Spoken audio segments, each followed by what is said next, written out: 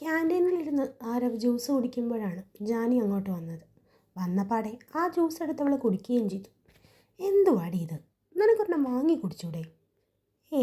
അതിലൊരു ത്രില്ലില്ല മോനെ, ഇതാ സുഖം. എങ്ങനെയുണ്ടായിരുന്നു ഹോളിഡേ കഴിഞ്ഞുള്ള വർക്കിംഗ് ഡേ? സത്യം പറയാലോ, പരമബോറ്. ആ മാനേജർ തള്ളെ മിക്കവാറും ഞാൻ തന്നെ തല്ലി കൊല്ലും. എന്തു പറ്റി മോളൂസേ? ഫുൾ ഷോകമാണ് മോനെ. ആ തള്ള ഉള്ള പെൻഡിങ് വർക്ക് മുഴുവൻ എൻ്റെ തലയിൽ കെട്ടി വെച്ചിരിക്കുക. So sad. അപ്പോൾ നീ ഹോസ്പിറ്റലിൽ പോയില്ലേ ഇതുവരെ? ഇല്ലടാ, പോകാൻ പോയിട്ടൊന്ന് വിളിക്കാൻ പോലും പറ്റിയിട്ടില്ല എനിക്ക്. അത് മോശമല്ലേടി? ആനടാ, ഇന്ന് ശിവയെ ഒന്ന് വിളിക്കണം. ശിവയോ? അതാരാ? അതാ കൊച്ച് ഹോസ്പിറ്റലിൽ കണ്ടില്ലേ നീ? ശിവദ. Nice name. എന്തായാലും നീ ഹോസ്പിറ്റലിൽ പോകുമ്പോൾ ഞാനും വരാം. അയ്യടാ, എന്തിനാ? കോഴി കൊത്തി തുടങ്ങിയല്ലോ. മിക്കവാറും ഞാനതിനെ പിടിച്ച് കറി വയ്ക്കും കേട്ടോ. അങ്ങനൊന്നുമില്ല, ചുമ്മാ ഒരു രസം. നിന്നെ അവൾ തേച്ചിട്ട് എത്ര ദിവസമായടാ? അത് പിന്നെ 1 മാസം.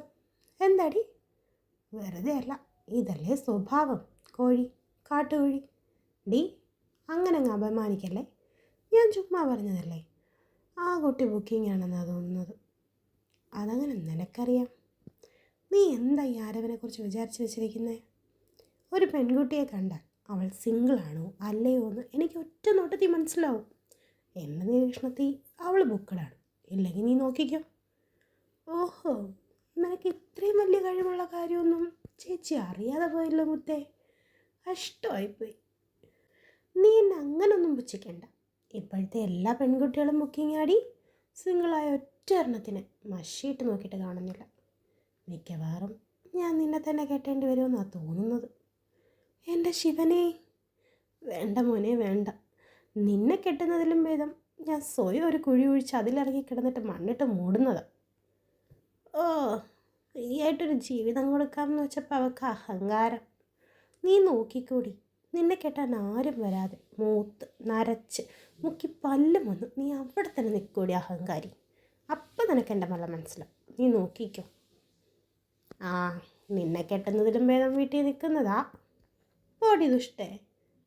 അത് കേട്ട് ജാനി ചിരിച്ചതോടെ ആരവ ചാടിത്തുള്ളി എഴുന്നേറ്റ് പോയി.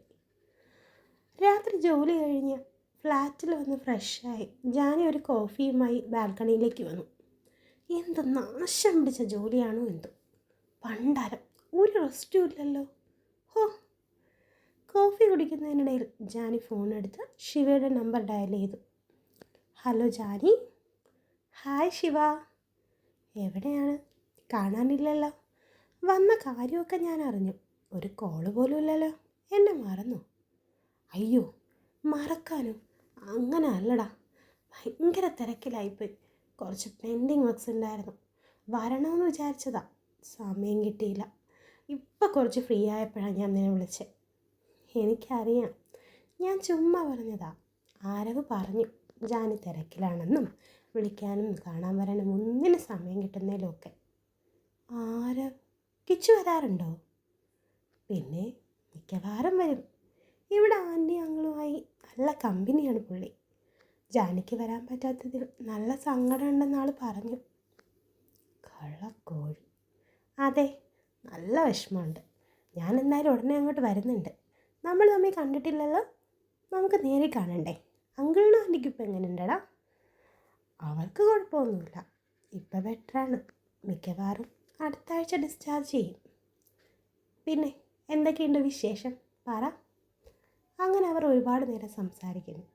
അയ്യോ, നേരെ ഒരുപാടായി. ഞാനിങ്ങനെയാണ് സംസാരിച്ചു തുടങ്ങിയാൽ പിന്നെ നിർത്തില്ല. താനാണെങ്കിൽ ഹോസ്പിറ്റലിലല്ലേ, ക്ഷീണം കാണും. താൻ കിടന്നു, ഞാൻ സൺഡേ അങ്ങോട്ട് വന്നേക്കാം. അതെ, സംസാരിച്ച സമയം പോയതേ അറിഞ്ഞില്ല. ഞാൻ ഇത്രയും സംസാരിച്ച് തന്നെ അത്ഭുതമാണ്. അതാണ്, എൻ്റെ കൂടെ കൂടിയില്ലേ, ഇനി താൻ നന്നായിക്കോളും. അപ്പം കാണാം. Good night. അടുത്ത ദിവസം. കിച്ചു, നമുക്ക് ഹാഫ് ഡേ ലീവ് എടുത്ത് ഹോസ്പിറ്റലിലേക്ക് പോയാലോ? ശിവയ്ക്കൊരു സർപ്രൈസ് ആവും. ഞാൻ അവളോട് സൺഡേ വരാമെന്നാണ് പറഞ്ഞിരിക്കുന്നത്. അവളെ ഒന്ന് ഞെട്ടിക്കാം. എന്നാ ഓക്കെ, വാ പോവാം. മോൻ അവിടെ ഒന്ന് നിന്നേ. എന്താടി? എടാ കള്ളക്കോഴി, നീ ഇവിടെ സ്ഥിരം കുറ്റിയാണല്ലേ? എന്നിട്ടൊരു വാക്ക് നീ എന്നോട് പറഞ്ഞോടാ? അത് പിന്നെ നീ അല്ലേ പറഞ്ഞത് അവിടുത്തെ കാര്യങ്ങളൊക്കെ നോക്കിക്കൊള്ളണമെന്ന്? അതല്ലേ ഞാൻ. നീ എന്നെ ആത്മാർത്ഥതയെ ചോദ്യം ചെയ്യരുത് കേട്ടോ. അയ്യ, എന്നാ ഒരു ആത്മാർത്ഥതയാ? നിന്റെ ചാട്ടം എങ്ങോട്ടാണെന്നൊക്കെ എനിക്ക് മനസ്സിലാവുന്നുണ്ട് കേട്ടോ. നീ വിചാരിക്കുന്ന പോലെ ഒന്നുമില്ലടി. ഇതും പറഞ്ഞ് ആരെ വിളിക്കുന്നു.